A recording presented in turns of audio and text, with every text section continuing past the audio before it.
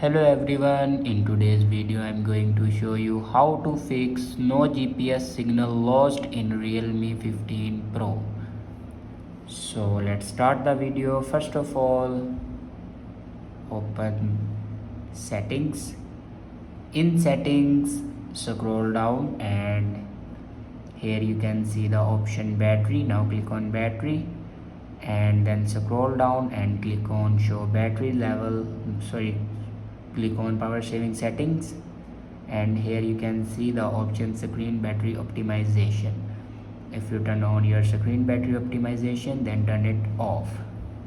After turn off this button, then go back to the main page of your setting and click on system and update. Now click on software update and here you can check your latest version will be updated or not. If it doesn't update to latest version, then update it to latest version. After update a latest version, then go back to your home screen and open settings again and click on backup and reset.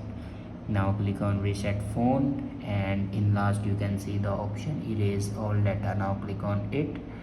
Erase all data basically means factory data reset. It will remove all the data in your device like photos, videos, documents.